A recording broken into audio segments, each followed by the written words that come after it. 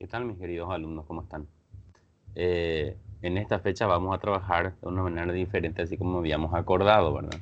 Porque justamente tiene una cuestión que tiene que ver con la obligación de ustedes a través de una actividad de extensión, me habían comentado. Entonces, sin problema, nosotros vamos a cambiar de temática hoy de trabajo, ¿verdad? Ya que tenemos que trabajar, tenemos que tener clase. La tecnología también nos permite, entonces les voy a hoy grabar toda la clase y en el transcurso de la grabación, al final, por ahí les voy a ir extendiendo algunas actividades que les quiero pedir después del desarrollo de esta parte de la unidad, ¿verdad? Ya sabemos que ya vamos terminando un poco lo que es el desarrollo de nuestras clases, ¿verdad? Ya estamos ya en la última unidad por ahí, entonces, penúltima creo que es, perdón, entonces termina esta, nos enfocamos ya para la segunda parcial seguramente y después ya para el examen final para ir un poco demostrando todas las habilidades y capacidades que hemos adquirido juntos en el transcurso, ¿verdad? Del semestre, ¿verdad? Y lo que es esta materia en realidad, ¿verdad? Bien, voy a tratar de buscar mi material de apoyo que tengo aquí en la computadora. Les voy a tratar de mostrar en la pantalla y para ir trabajando un poco de acuerdo a eso. Aquí nada más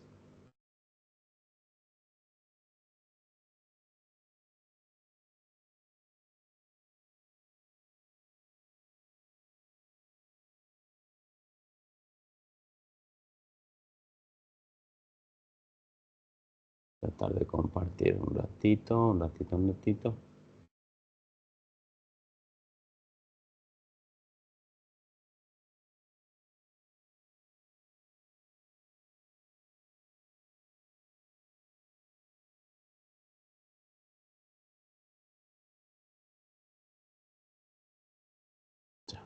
Por aquí está. Excelente. Entonces lo que quiero un poco hacer en esta parte es hablar de la importancia en realidad que tiene el control administrativo, ¿verdad? Nosotros sabemos, habíamos hablado ya hace un tiempo atrás, creo que desde el año pasado venimos con eso, destacando un poco la importancia que tiene la contabilidad y la contabilidad de costo, en la parte de la contabilidad de costo. Todo lo que es, si queremos llamarle la parte contable o la administración de las empresas en realidad, ¿verdad? Entonces,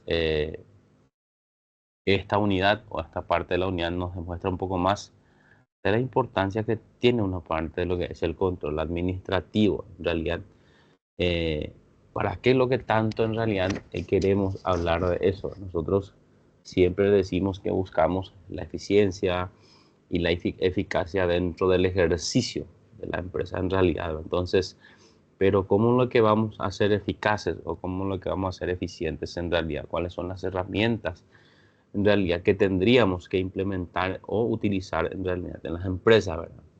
Tenemos un poco que pensar que el día de mañana esto va a depender de nosotros, ¿verdad? Nosotros vamos a ser quienes implementemos estas cuestiones en las empresas. Entonces, nosotros tenemos que conocer primero las herramientas y luego un poco implementar en las empresas donde estamos, ¿verdad? Para un poco establecer, ¿verdad? O llevar el control dentro del mismo.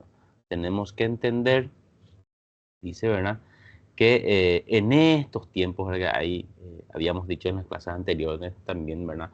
Donde estamos en la era o en la época, si queremos llamarlo así, de la globalización, donde hay una gran apertura comercial, donde todas las empresas se conocen entre sí, ¿verdad? Tantos proveedores, tanto las competencias, por ahí se conocen en los precios o los costos en realidad que tienen los unos con los otros. Entonces, lo que se busca un poco es ir un poco siempre teniendo más, un poquitito más de utilidad que conlleva después a la rentabilidad, ¿verdad? Entonces, ¿cómo vamos a lograr eso en realidad? Eh, en realidad no es tampoco vendiendo un poco más caro, decíamos. ¿Por qué? Porque si vendemos un poco más caro, del negocio que está un poco al lado o al lado de nosotros, ¿verdad? Si hablamos de un producto o si fuera la prestación de un servicio, ¿verdad? Si nuestro servicio costara un poquito más, entonces el cliente optaría por irse en otro lugar, ¿verdad? Entonces lo que se trabaja en estos tiempos es en la eficacia o en la eficiencia de los costos, de la operación de los costos en realidad. Entonces, ¿qué es lo que se puede hacer eh, con el tema del costo, ¿verdad? Entonces decíamos, lo que se busca es trabajar en la cultura de calidad, ¿verdad? Dice que implica un compromiso hacia el mejoramiento continuo, o sea que, ¿qué es lo que la empresa tiene que hacer en estos tiempos, ¿verdad? Mejorar de manera constante, ¿verdad? Y continua, ¿verdad? Todo el proceso de repente de sus operaciones, si queremos llamarlo así, si no queremos ponerle el nombre del costo nomás, ¿verdad? Y nos pone ahí un ejemplo, ¿verdad? Hay un sistema, ¿verdad? Que se llama sistema de costeo basado en actividades, ¿verdad? Que es lo que más un poquitito se utiliza, ¿verdad? Entonces, ¿qué es esto, este tipo de costeo? Ya lo vamos a conocer enseguida, ¿verdad? Pero es más o menos conocer las operaciones que hacemos, ¿verdad? Y darle importancia, ¿verdad? Eh, y continuidad a la que nos da resultado en realidad. Y ir un poco cortando esas operaciones y esas actividades de repente que no generan mucho valor o ganancia dentro de nuestras empresas, ¿verdad? Entonces, eso es lo que se busca a través de la cultura de calidad, ¿verdad? Muy bien. Ello obliga, dice, a las empresas a contar, dice, con un sistema de información, dice, importantísimo, ¿verdad? Que permite, dice, monitorear o controlar los logros en eficiencia y efectividad. En realidad, tiene que ir continuamente controlando todas sus operaciones, ¿verdad? Y buscando lo que habíamos dicho, ¿verdad? Tanto buscando la eficiencia y la efectividad en realidad. Un ratito nada más. Muy bien. Dice que las empresas, decíamos también nosotros, ¿verdad? Que no se controla. Tiene, dice, una tendencia de generarse, o sea, que cualquier sistema de operación, trabajo, emprendimiento que no se controla, tiende de repente siempre a degenerarse o descontrolarse, ¿verdad? Si efectivamente se quiere vivir en la cultura de calidad, es indispensable diseñar un sistema de control administrativo. O sea que sí o sí tenemos que tener un sistema que nos permita, ¿verdad? Controlar las operaciones, ya sea cual fuera, ¿verdad? O del ramo que fuera en el que trabajemos, tenemos que ir controlando todo lo que hacemos entonces dentro de las empresas o dentro de nuestro trabajo en realidad. También nos muestra y nos dice que toda la organización, como decíamos, es perfectible, o sea que toda la actividad que se realiza, perdón, se puede ir mejorando cada día.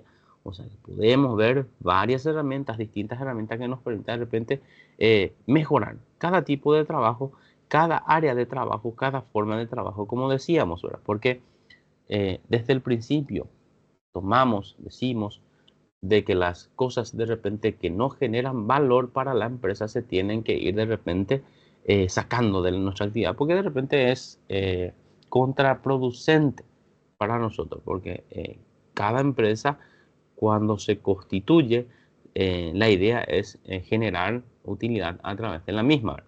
Muy bien. Dice que ese control solo es posible si se cuenta con un sistema de información para cuantificar las fallas, perdón, y los aciertos, como decíamos, tenemos que tener un sistema de información, eso es importantísimo y es primordial, ¿verdad? De modo dice que constantemente se estén corrigiendo los errores y capitalizando los aciertos, que nos permite en realidad un buen sistema de control en las empresas, ¿verdad? Nos permite de repente conocer no solamente las fallas, ¿verdad? Que tenemos, ¿verdad? Sino también los aciertos que tenemos o los aciertos que tenemos dentro de la empresa. Y no es solamente para encontrar errores. Si encontramos errores, entonces tratamos de corregir. Pero si encontramos cosas que nos sale bien, operaciones o actividades que nos sale bien, entonces lo que hacemos con eso es tratar de repetir, ¿verdad? Tratar de potenciar eso, ¿verdad? Muy bien. De información, muy bien. La cual traerse como consecuencia un incremento del valor de la empresa. Como decíamos, entonces, lo que toda empresa necesita es o busca es de repente conocer, ¿verdad? Primero, Y después, a través de ella, entonces dice buscar utilidad o ganancia, ¿verdad? Dentro de las empresas.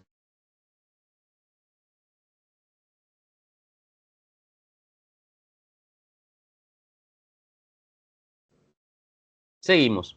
Hay algunos tipos de control que se tienen o herramientas de control que se tienen y se utilizan en las empresas, ¿verdad? Y hay una tabla que vamos a ver enseguida, dice que muestra que hay tres sistemas que son lo que más se utiliza en realidad para ejercer el control administrativo, ¿verdad? Dice que estos tres tipos de controles se pueden ser utilizados en cualquier tipo de organización, no importa el rubro en el cual se dedique, ¿verdad?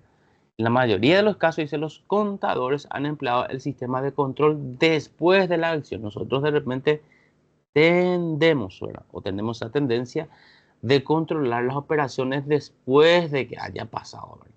Ahora sí, en esta materia estamos un poquito conociendo, conociendo un poco más, valga el juego de palabras, ¿verdad?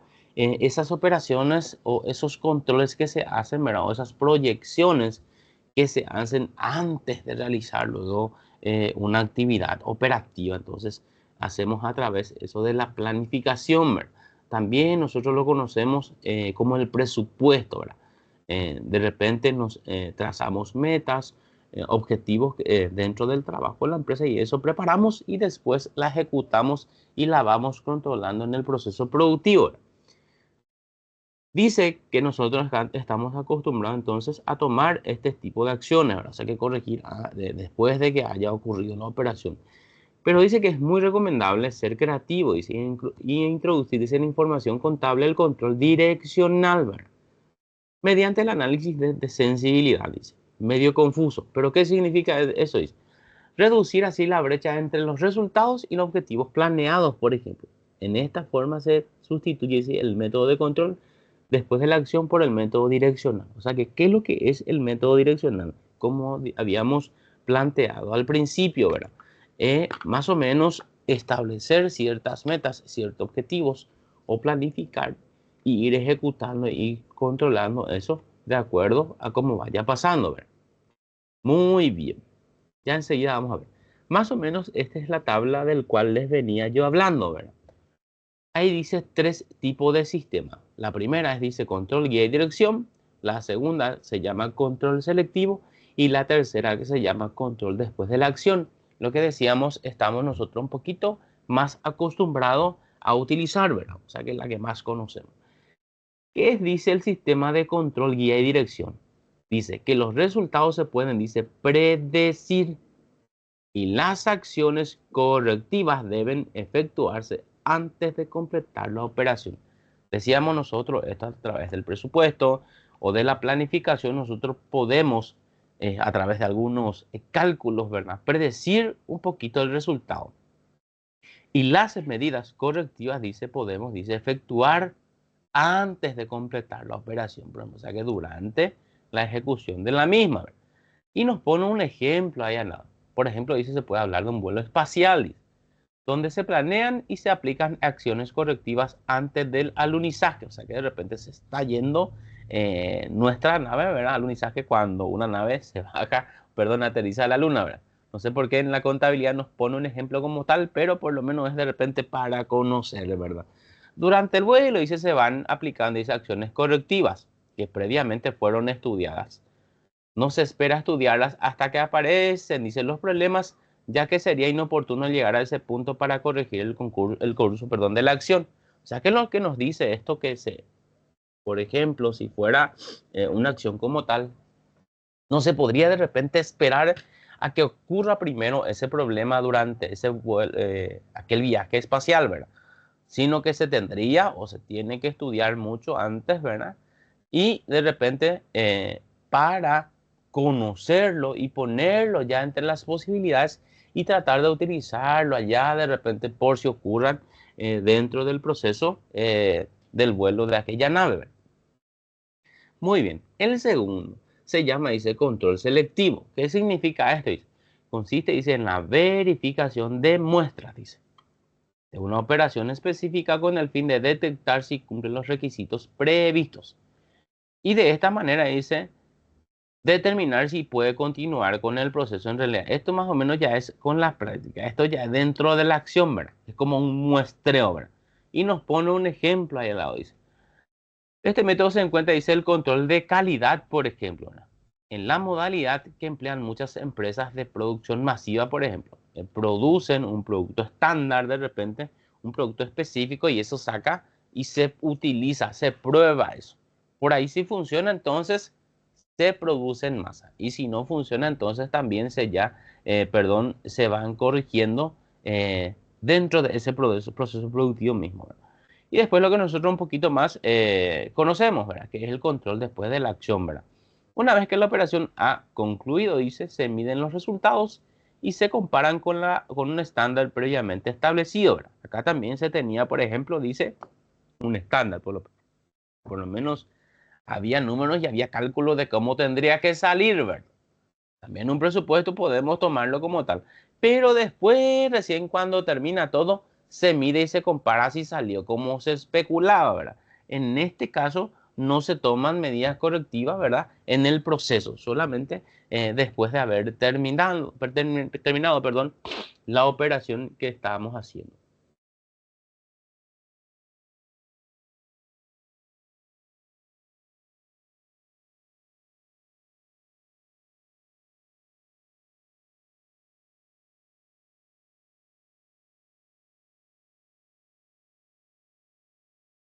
Muy bien.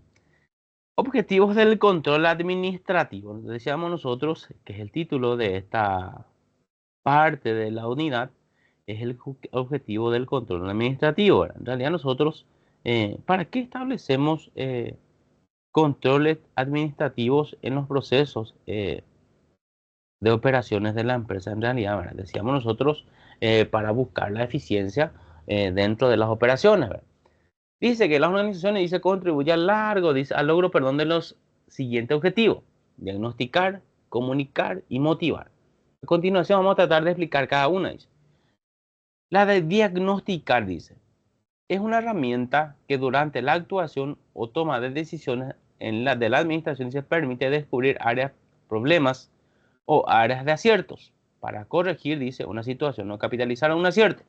La finalidad del control administrativo es preventiva más correctiva. En esta parte, por ejemplo, si diagnosticamos, ¿verdad? Y tomamos, como decíamos, acciones correctivas, ¿cuál es su idea? Más preventiva que correctiva. Pero también nos permite, dice, a través del diagnóstico, conocer, por ejemplo, dónde tenemos situaciones de aciertos, ¿verdad? Y situaciones donde encontramos errores, ¿verdad?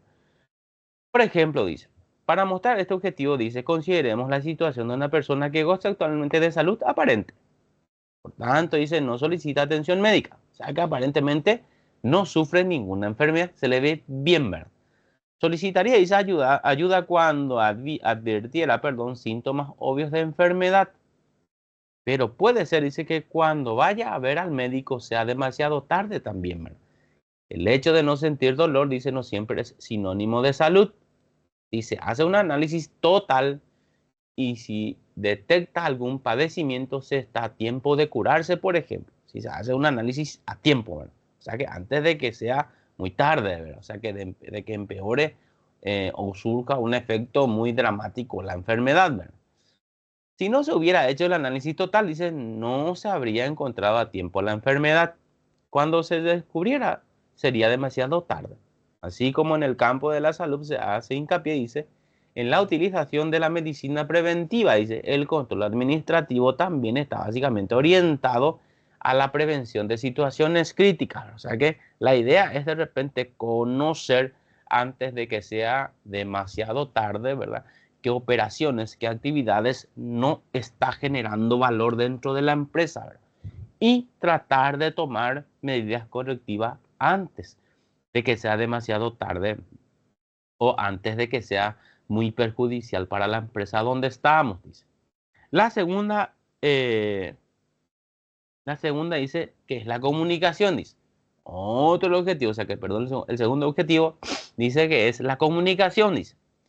Es proporcionar, dice, un medio de comunicación entre las personas que integran la organización. Entonces logra, dice, informando los resultados de las diversas actividades que se lleven a cabo dentro de la empresa.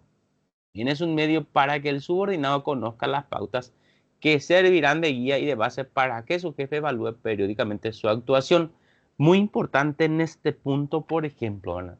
Eh, Muchas veces nosotros escuchamos que se dice que las empresas se habla, por ejemplo, un idioma común, perdón, normal, común y corriente, que todas las personas que están dentro de la misma conocen el idioma que se habla dentro de la empresa.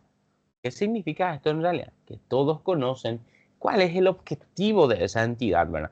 Y todos más o menos trabajan en pos de ese objetivo, porque muchas veces pueden haber dos personas muy capaces, muy profesionales dentro de una dependencia.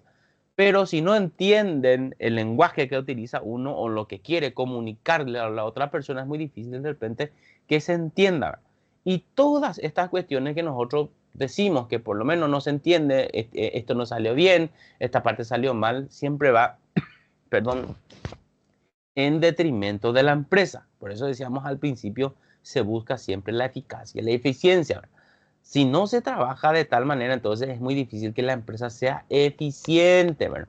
¿Por qué? Porque cada problemita que hay entonces va en detrimento de la entidad donde estamos trabajando, ¿verdad? O de repente una entidad que el día de mañana puede estar bajo nuestras manos, ¿verdad?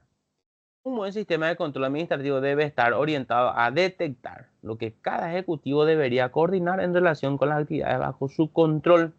La aplicación de la administración por excepción no tendría sentido si no hubiera un medio para descubrir los síntomas en realidad. O sea que lo que se busca en esto es conocer lo que, por ejemplo, un jefe quiere dentro de la empresa o lo que los jefes quieren dentro de la empresa o si queremos llamarle lo que se quiere como objetivo dentro de la empresa. Entonces, que todas las personas que estén involucradas entonces trabajen eh, más o menos buscando eso.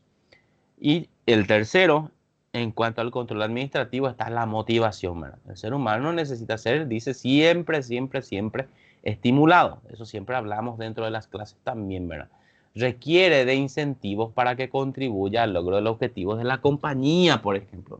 Pero también requiere que los objetivos de la empresa no se encuentren en un conflicto con sus objetivos personales o con los de su logro social. De haber oposición de objetivos, los primeros objetivos perjudicados son de la empresa. Otra vez, si no hay un entendimiento en este punto, va en detrimento de la empresa donde estamos, ¿verdad? ¿Qué significa eso, verdad? La persona, por ejemplo, necesita ser estimulado. Primero, necesita ser importante dentro de la empresa. Y no solamente esto hablamos desde el lado económico, ¿verdad? Uno necesita sentirse importante y muchas veces la persona, sin importar el cargo que tiene, ¿verdad? Siempre quiere o necesita, ¿verdad? O ve bien que su trabajo sea como algo que se lleve en cuenta en la empresa donde está prestando un servicio en realidad. No importa la función que cumpla esa persona. Porque de repente nosotros podemos decir, no, este es de repente, no sé, el guardia o el que hace la limpieza o que hace la primera atención al cliente nomás, o que hace el trabajo de cobranza nomás. Por ahí nosotros tenemos otros y este no es bueno. Pero, ¿qué es lo que pasa?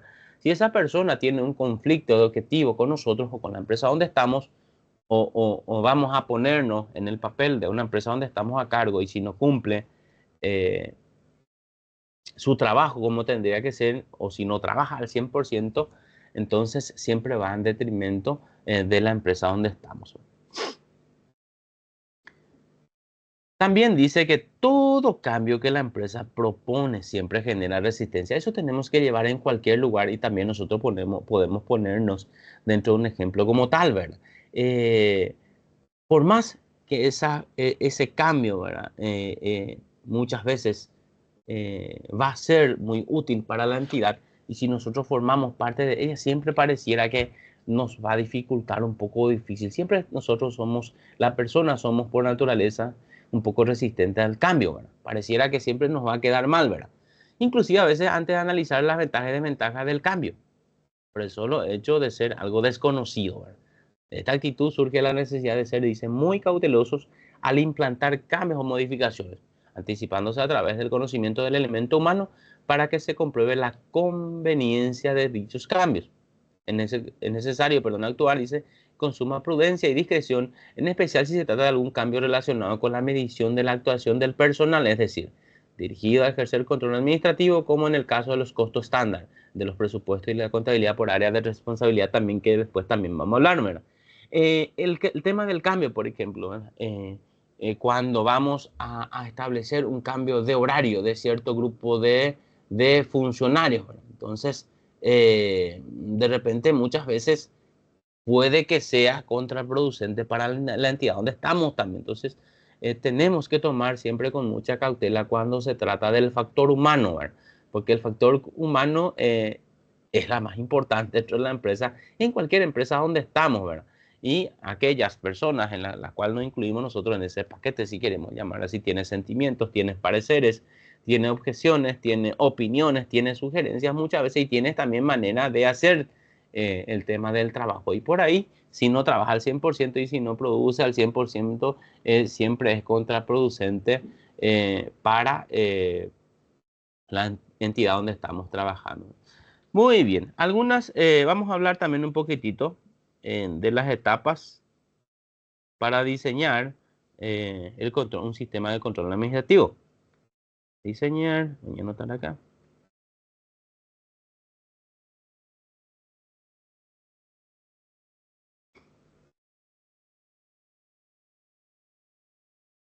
Muy bien. La primera dice es la definición de los resultados. Cuando yo voy a establecer algunas etapas, ¿verdad? O voy a establecer un sistema de control administrativo, lo primero que tengo que ver es, como buen planificador, es la definición, ¿verdad? De los resultados que quiero tener dentro de la operación o de la empresa en realidad. El diseño de un buen sistema de control debe iniciarse, dice, en función de un objetivo fijado para la administración. Primerito, entonces, tengo que tener un objetivo, determinando el conjunto de acontecimientos deseables en el futuro. Una vez más queda demostrada, dice, la interacción entre planeación y control. Estas dos definiciones tienen que ir de la mano. De nada a mí me sirve planear si no voy a controlar. Y es imposible que yo pueda controlar si yo no puedo, perdón, no he hecho una planificación o una planeación al principio. O sea que cuando yo voy a empezar a diseñar un sistema de control administrativo, yo debo partir de la definición de mi resultado. ¿Qué es lo que yo quiero en realidad lograr con lo que voy a implementar? Entonces, eso es parte de la planeación o la planificación. Y después está la tarea de controlar en el proceso de la operación. Muy bien. Como segundo paso dice la determinación de las predicciones que guiarán hacia los resultados deseados. Es errónea la idea de que el control dice administrativo consiste exclusivamente en comparar lo efectivamente producido con lo deseado. El control administrativo efectivo dice el que se preocupa por determinar con anticipación los elementos de predicción que durante el proceso de control ayudarán a la obtención del resultado deseado. Dice. Los elementos predictivos, dice, son indicadores. O sea que los indicadores son lo que me van a llevar, ¿verdad? Para detectar las desviaciones respecto a lo planeado. ¿Qué significa cuando me dice en realidad la definición de desviaciones respecto a lo planeado? Las descaminadas, ¿verdad? O las variaciones que hay en efecto con mi planificación o respecto a mi planificación, perdón. Yo planifiqué más o menos, pongámosles, realizar una actividad en tantos días y me llevó 2 días más. Entonces hay una variación con los días establecidos. Entonces mi indicador me tiene que indicar de que hubo una desviación en cuanto a los días, una variación en cuanto a los días entre la planificación, ¿verdad? Eso me va de repente mostrar el control. Entonces, estos indicadores son los elementos de predicción, dice. Muy bien. A continuación, dice, se verán alguna forma de definir los elementos predictivos en realidad. Cambio en los niveles medibles de los insumos, por ejemplo. El primero que tenemos, por ejemplo, si se prevé un cambio en los sueldos, se puede asegurar que ello implicará un nuevo gasto. Un contrato de compra de materiales va a generar costos futuros y de embarque, por ejemplo. De repente, si yo planifico aumentar un poquitito de sueldo a los personales, eso va a afectar, no vamos a decir que va a ser pérdida porque por ahí van a producir más o es necesario, ¿verdad? O es necesario por el tema de del suba del salario mínimo, pongámosle, ¿verdad? Pero de repente va a implicar más gastos en realidad, más salida de efectivo, ¿verdad? De mi empresa en realidad. Complejidad del proceso. El grado de complejidad con que se conduce dice, la operación provee una buena base para determinar lo que habrá de efectuarse. Por ejemplo, dice, el número mensual de llamadas por teléfono de una gerencia de seguros ayudará a pronosticar el trabajo que habrá en los próximos meses, en realidad. Muy bien, los síntomas. Aunque los síntomas no afectan directamente a los resultados, pueden influir y ayudar a predecir. Por ejemplo, el ausentismo indica baja moral del personal, por ejemplo. El que no viene a su trabajo, el que tiene muchos problemas, entonces hay una baja moral también, ¿verdad? Por eso se dice que la función de los elementos predictivos es evitar que aumente la brecha entre lo deseado y lo real, aplicando las acciones correctivas ante los primeros síntomas de desviación. Muy bien. Un ratito nada más. Esto es lo que también quería mostrarle un poquitito, ¿verdad? La contabilidad por áreas de responsabilidad, que esto también vamos a tomarlo por el lado práctico, ¿verdad? Perdón. Un sistema de información específico para realizar el control administrativo. Este sistema se denomina, dice, contabilidad por áreas de responsabilidad, dice. Es necesario, dice, establecer la diferencia entre sistema de información y la contabilidad tradicional, dice. Se puede decir que en su forma clásica la contabilidad está orientada a generar información sobre los resultados obtenidos por funciones de la empresa. Por ejemplo, en el estado de resultados se informa el costo de producción, por ejemplo, de gasto, de administración, de gasto de venta, lo cual sirve de marco de referencia para comparar en relación con los gastos presupuestados del costo de ventas, así como de cada una de las funciones de venta y de administración. O sea que lo que nos busca un poquitito es mostrar, ¿verdad? ¿Qué es lo que nosotros vemos y conocemos de la contabilidad tradicional, ¿verdad? Lo que nos muestra, dice, informaciones sobre hechos que van ocurriendo, ¿verdad? Sin embargo, dicho análisis es pobre, no es demasiado, dice, o sea que no es suficiente. ¿Por qué no se llega al verdadero problema? Dice, ya que se tiene a encubrir, dice, a las personas que provocan las fallas, por ejemplo, llevando a la irresponsabilidad ante los errores cometidos. O sea que de repente yo puedo decir, hay pérdida en tal parte, ¿verdad? Pero son cosas que ya han ido pasando, entonces puedo yo tender a encubrir aquellas fallas, ¿verdad? Y también permitir que ello siga ocurriendo, ¿verdad? Esta situación, dice, origina la necesidad, dice, de elaborar un sistema de información orientado, no a evaluar funciones, sino a informar sobre la actuación de las diferentes áreas o unidades de la organización a través de un análisis de sus procesos y actividades. Al frente al frente de estas está, dice, un responsable sobre los gastos e ingresos en que incurran. Con este sistema, los superiores están informados sobre los resultados de la gestión y podrán aplicar las medidas que consideren convenientes. Cuando nosotros estudiamos, por ejemplo, algo que se llama la organización dentro de la empresa, ¿verdad? O la distribución de trabajo, las áreas de responsabilidad, ¿verdad? O los compromisos que tenemos y los cargos, también si queremos llamarlo. Eso más o menos ya nos está llevando a este tipo de contabilidad, ¿verdad? Que es la contabilidad por área de responsabilidad, ¿verdad?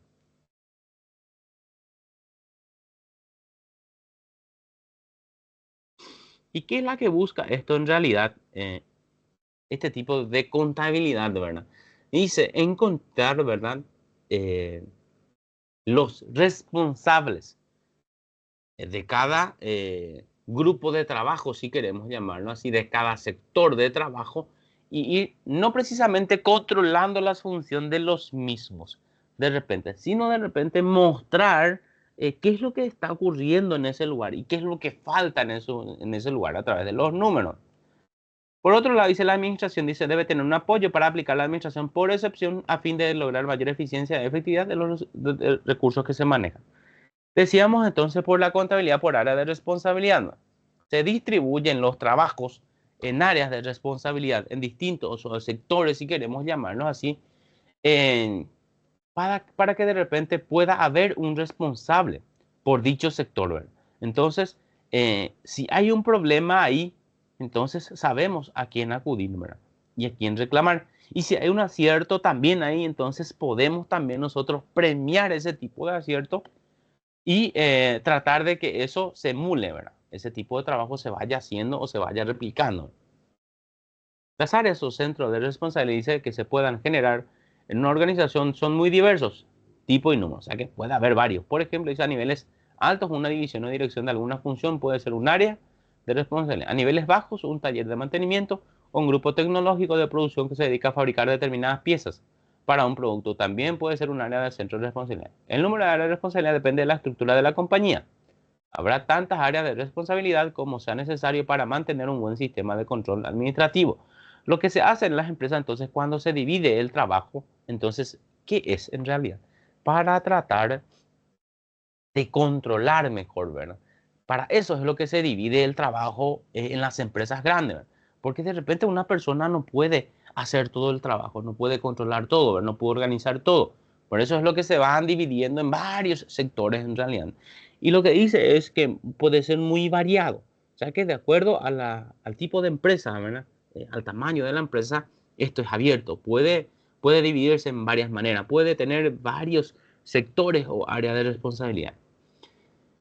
Algunas ventajas, dice, de las áreas de responsabilidad, o sea que de la contabilidad, perdón, por área de responsabilidad, dice. Facilita, dice, la correcta evaluación del acto de la actuación, perdón, de los ejecutivos de la empresa, por ejemplo. Proporciona información y señala las áreas que lograron su objetivo, las que superaron, etcétera. Siempre hay un responsable a cargo de cada empresa, dice, o cada área. Ayuda, dice, a la aplicación de la administración por excepción. Permite a cada administrador comparar entre su presupuesto y lo realmente obtenido para obtener las variaciones significativas. Muy bien. Sustituye la presentación de tradicional los resultados, favoreciendo una mejor delimitación de las responsabilidades.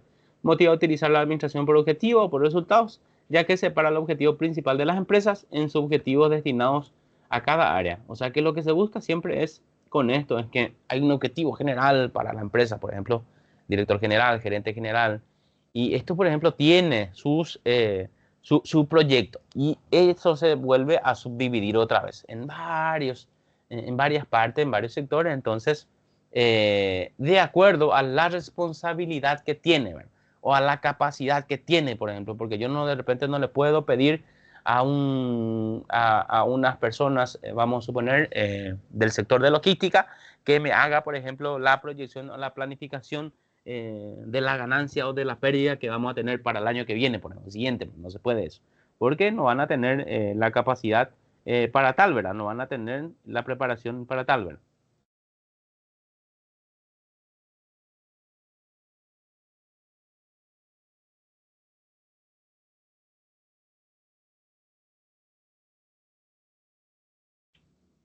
Muy bien. Voy a un poco tratar de compartir esta proyección y voy a buscar otro ratito nada más. Voy a ver si hay otra proyección en la pantalla siguiente para continuar, ir continuando un poco.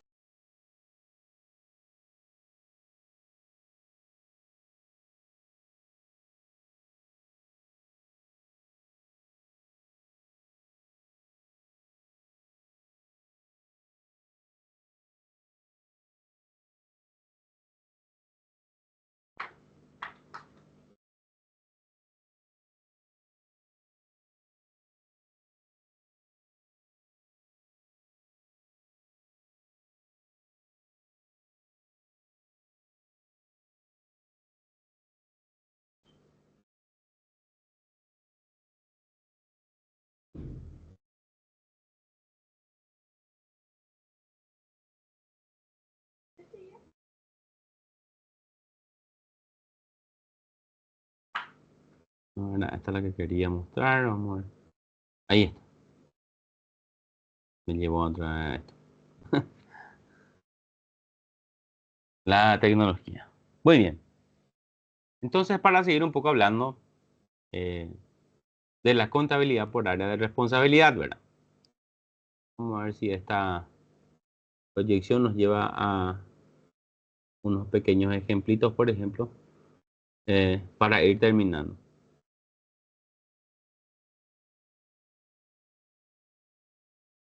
Muy bien. Dice que no se podrá implantar, dice, una empresa donde no esté perfectamente definido el papel que juega cada uno de los miembros de la organización.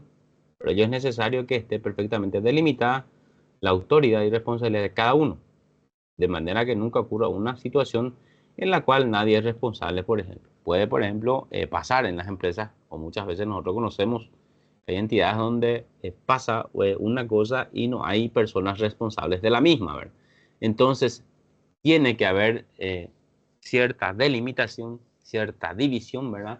Y también cada quien tiene que conocer de repente el tipo de trabajo, la responsabilidad que tiene dentro de la empresa. Entonces eso es primordial para que haya, ¿verdad? Una división por área de responsabilidad. Muy bien. Vamos a ver enseguida, dice una figura que en el modelo dice se observa la organización de una empresa con 3 divisiones, por ejemplo. Se llama primero bienes de capital, enseres y alimentos, que realiza, dice, por su cuenta, dice, perdón, funciones de producción y venta. O sea que esta empresa se realiza a la fabricación de producción y venta. Y tiene 3 divisiones principales, ¿verdad? Una que es bienes de capital, enseres y alimentos, ¿verdad? Además existe, dice, una dirección de mantenimiento. O sea que tiene también otra dirección al lado, ¿verdad? Tiene una división con jerarquía alta, ¿verdad? De mantenimiento para toda la empresa. Una también de finanzas y una de recursos humanos. O sea que toda la primera parte está hablando direcciones, ¿verdad? Que no son todavía jefaturas, perdón.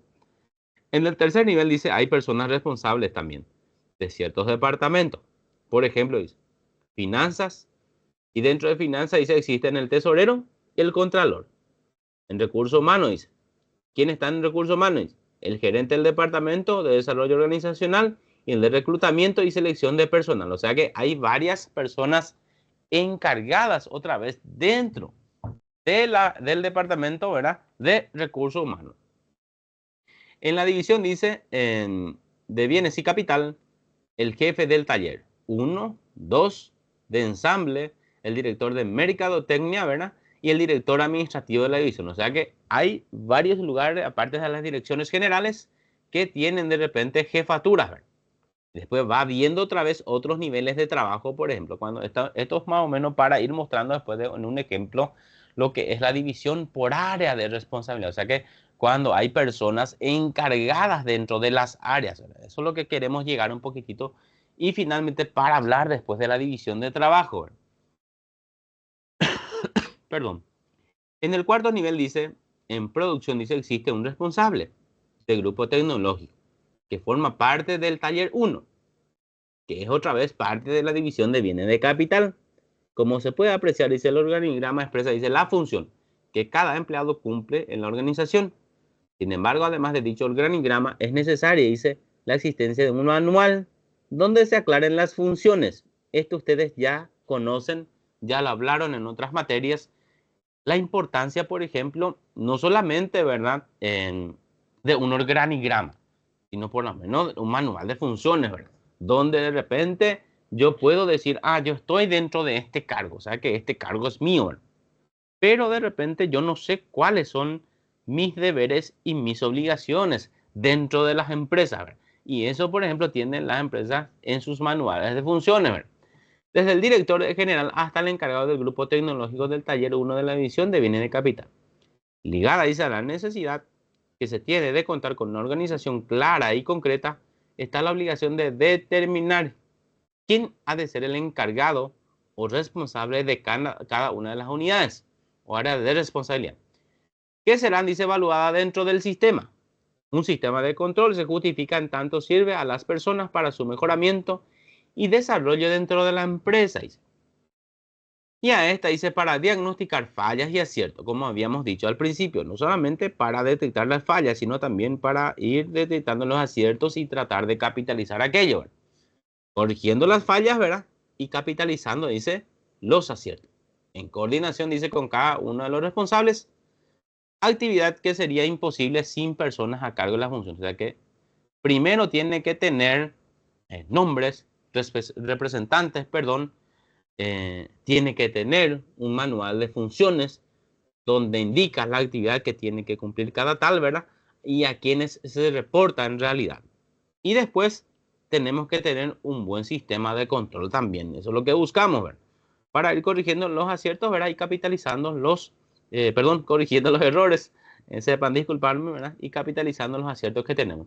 Y este más o menos es lo que estábamos leyendo en la primera parte. Un organigrama general y una estructura de una empresa de tamaño medio. Hay un director general, ¿verdad? Había 6 direcciones que habíamos dicho y visto, ¿verdad? De las cuales subdependían otras jefaturas también, ¿verdad?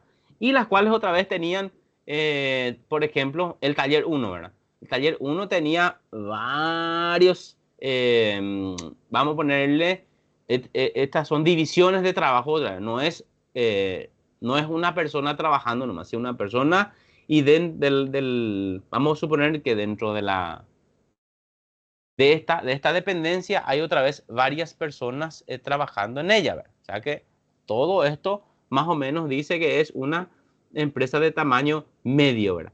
¿Y qué es lo que nos indica esto en realidad? Eh, los lugares donde están, los compromisos que tienen dentro de la empresa y tiene que ir acompañado de un manual de funciones para conocer en realidad las actividades que tienen que hacer las mismas dentro de la empresa. Muy bien, también quiero hablar en esta parte de las partidas controlables y no controlables. Una vez que se han determinado las áreas de responsabilidad, dice, sus responsables, la codificación respectiva, o sea que aquella indicación toca determinar en cada una de las áreas de responsabilidad el control que se tendrá de las partidas que utiliza dicha unidad. O sea que dentro de cada cuadrito que estábamos viendo, si queremos llamarla así, las partidas controlables son la clave para evaluar la actuación de los ejecutivos, por ejemplo. Al hablar de clasificación de costos, se explicó, dice que un costo controlable es el realizado por una persona que tiene autoridad y responsabilidad sobre su incurrencia. Esto más o menos ya habíamos visto. Se ha explicado que la esencia de este sistema de la responsabilidad radica en evaluar centros de responsabilidad financiera y no funciones, ¿verdad? O sea que dentro de cada centro de responsabilidad o área de responsabilidad, entonces, hablar de las partidas controlables y no controlables. O sea que, ¿qué es lo que puede controlar en esa jefatura? ¿Sobre qué tiene intervención, ver? ¿Qué puede mejorar y qué no puede mejorar? Muy bien. Vamos a mirar algunos centros, dice, de áreas de responsabilidad, ver. De acuerdo con este criterio, los principales tipos de centros de responsabilidad son, y vamos a tratar por lo menos de definir así rapidito, costo estándar, de ingresos, de gastos discrecionales, de utilidad y de inversiones. Cuando se habla del costo estándar, en realidad se habla de la actividad, de la producción, ¿verdad? ¿De qué se trata esto en realidad? Las empresas grandes siempre planifican su producción, ¿verdad? Tienen una proyección estándar de cuánto le costaría producir un bien o un servicio y de acuerdo a eso se va controlando, ¿verdad? Dentro de los centros de costo estándar, ¿verdad? Hay un director de producción primero que es evaluado, ¿verdad? Porque de repente si planificamos que para producir vamos a ponerle 20 maquinarias, tendríamos que gastar, si queremos llamarla así, ¿verdad? O nos tenía que costar no sé, pongámosles como ejemplo, 45 millones y gastamos 49, entonces esos 4 millones tendríamos que ver. Entonces, primerito tenemos que buscarle al director de producción, ¿verdad? Por ejemplo, si hay falla en los materiales. Y esta persona tendría que tener otra vez a su cargo varias personas, porque recordemos que para la producción se necesitan varios elementos de costos, por ejemplo. Están las materias primas, los materiales, la mano de obra y la carga fabril también, ¿verdad? Entonces, el centro de costo estándar siempre es evaluado, siempre la parte de la producción, ¿verdad?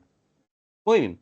De los ingresos, dice, trata de medir la captación de mercado y expresa en términos de ventas, lo cual puede ser comparado, dice, con lo que cuesta lograr esas ventas. Esto siempre pasa con las empresas que se dedican a la venta masiva, por ejemplo, de los productos. Siempre ellos miden sus ventas, ¿verdad? Y no es que bueno, si estamos en el área de venta, ¿verdad? Muchas veces pensamos que las personas nos aprietan nomás para vender y vender y vender, ¿verdad? Pero ahí, por ejemplo, dice lo que le costó esa venta, por ejemplo. Eso es muy importante, conocer qué le cuesta a una empresa, a un mercado, por ejemplo, cuánto es lo que gastó para estar dentro de ese mercado. Entonces, también es muy importante esa parte, ¿verdad? Centro de gastos discrecionales. Algunas áreas de la organización no pueden ser medidas como centros de costo estándar o de ingreso, por ejemplo. O sea que no está dentro de la producción ni de la venta. Y estas áreas, por ejemplo, son las administrativas, ¿verdad? Las oficinas, la contaduría, ¿verdad? Las industriales, el departamento del legal, investigación de mercado, etcétera, etcétera. Cuya misión principal, dice, es servir a la línea, o sea, acá al producto o al servicio, ¿verdad? Claro está, dice que a todos ellos se les asigna un presupuesto de gasto, el cual se compara periódicamente con lo realizado. Pero su efectividad y eficiencia no podrán ser traducidas en términos monetarios. De aquí se desprende de que el control de gastos no es representativo de la actuación de los ejecutivos. Sin embargo, tener un presupuesto de gasto motiva a los responsables a mantenerlo ajustándose a él. Pero debe recordarse que lo esencial para evaluar al responsable en la calidad del servicio presta. O sea que si nosotros estamos en una empresa grande y estamos dentro del área de contabilidad y tenemos un presupuesto designado, tampoco no podemos desprendernos o salir de dentro de ese presupuesto. No se nos puede medir por la compra, no se nos puede medir por la producción, no se nos puede medir a nosotros, o sea que medir nuestro trabajo por el tema de la venta, vamos a ponerle, ¿verdad? Pero sí también se tiene que medir nuestra manera de trabajar, ¿verdad? Por ejemplo, qué es lo que hacemos dentro del día, ¿verdad? Entre cuánto estamos, ¿verdad? Para el tamaño de la empresa, por ejemplo, ¿verdad? Y también cómo cuidamos los materiales que tenemos, por ejemplo. Eso también es muy importante dentro de la empresa. Después está el centro de utilidad, por ejemplo. Los centros de costo estándar de ingresos, ya comentado, mide básicamente un subconjunto de la utilidad en la organización, dice a la que pertenecen, dice. Es necesario mantener la independencia de actuación de cada uno de los subconjuntos para que no haya interferencia. Sin embargo, cuando se quiere tener una visión completa de la actuación, dice, es necesario descentralizar de tal forma que una persona sea responsable de ingresos y de costos. Es decir, el control se ejercerá tanto en lo referente al manejo del área productiva como el área de mercados. Lo importante aquí dice es que un centro de utilidades permite medir los insumos y resultados y las relaciones entre ellos, dejando, dice, que la utilidad sea una medida integral de la actuación al evaluar insumos, mercados, la interacción entre ellos, por ejemplo, la división en series, alimentos y bienes de capital. Esto, por ejemplo, en las empresas que nosotros conocemos no tenemos muchísimo, ¿verdad? O sea que no hay en demasía esta cultura de tener centro de utilidad, ¿verdad? Pero es muy importante. ¿Por qué? Porque dice finalmente lo que buscamos nosotros dentro de la empresa o lo que buscan las empresas son generar utilidad. Entonces, tendemos, perdón, por áreas separadas, ¿verdad? Tenemos el tema del ingreso por un lado, de los gastos por otro lado, y muchas veces no hay una compatibilidad entre ambos centros. Y lo que se tendría que tener, dice, como parámetro es el centro de utilidad, porque es la que debería de repente de medir cuánto es lo que finalmente ganamos dentro de esa operación, por ejemplo, ¿verdad? Porque es la que va a medir de repente nuestro ingreso con nuestro costo, ¿verdad? Eso es lo que es muy importante de repente entender. Y por último, en esta parte dice el centro de inversión, dice, la cual dice, la diferencia entre un centro de utilidad y uno de inversión es que lo que se mide en este último es la forma como se han manejado los activos, los recursos asignados a un área de división o la compañía. Estos son los principales centros de responsabilidad financiera que pueden ser utilizados en cualquier organización. O sea que en cualquier entidad yo puedo utilizar eh, estos centros de responsabilidad, estas áreas de responsabilidad, perdón. Voy a volver ahí para tratar de anotar un ratito nada más. Principales.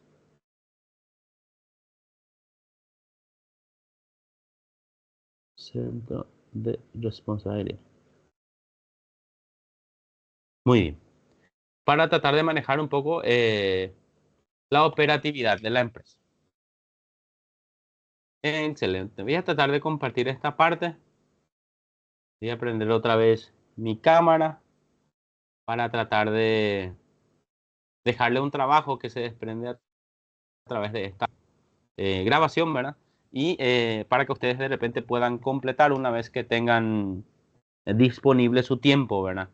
Voy a tratar de leer lo que traté de transcribir cuando estaba exponiendo esta parte y quiero que ustedes una vez vista este material, ustedes me respondan después con sus palabras lo que han entendido por esto. Entonces, a partir de esta explicación, se desprende este trabajo que ustedes lo van a tener que completar. Entonces, en el tiempo, como habíamos dicho, la dinámica de hoy cambió un poquito por el tema de que tenían ustedes otra actividad que se contraponía al tiempo que tienen. Entonces, dicho y explicado todo esto, ¿verdad? Más lo que veníamos hablando de esta parte de la unidad, entonces quiero ustedes que me anoten y me respondan los siguientes cuestionamientos, ¿verdad? La importancia del control administrativo. Quiero que me hablen en una parte, en el lenguaje que ustedes quieran, en la manera que ustedes quieran, manuscrito, a computadora, ustedes saben la apertura que yo tengo en esa parte, pueden ustedes completarlo como ustedes quieran, ¿verdad? Muy bien. También quiero que me respondan qué nos permite un buen sistema de información, por ejemplo, ¿verdad? ¿Qué nos permite eso en realidad? También les quiero preguntar los objetivos del control administrativo. Quisiera que me hablen también de aquello, ¿verdad? Eh, Etapa de un sistema de control administrativo también, que tenían algunas etapas, también quiero que me hablen del mismo, ¿verdad? También quiero que me hablen de la contabilidad por área de responsabilidad y de las ventajas de la contabilidad por área de responsabilidad también, ¿verdad? Y por último, en esta parte, hablar de cada uno, los principales centros de responsabilidad que habíamos visto, que son 5 por lo menos, y como yo les decía, hablar en el lenguaje que ustedes quieran, tengan, yo no tengo problema también. Entonces, cuando vean todo el material y en la última parte, entonces se desprende este trabajo que ustedes lo van a tener que hacer en el tiempo que se dispongan. Está bien, cualquier cosa estamos a la orden a través del mecanismo de comunicación que tenemos, ustedes lo conocen y voy a estar esperando el trabajo de ustedes. ¿Está bien? Entonces, por aquí termina nuestra reunión de hoy. Voy a tratar de cancelar esta grabación y ya les voy a ir alzando después en la plataforma. Muchas gracias y buenas noches.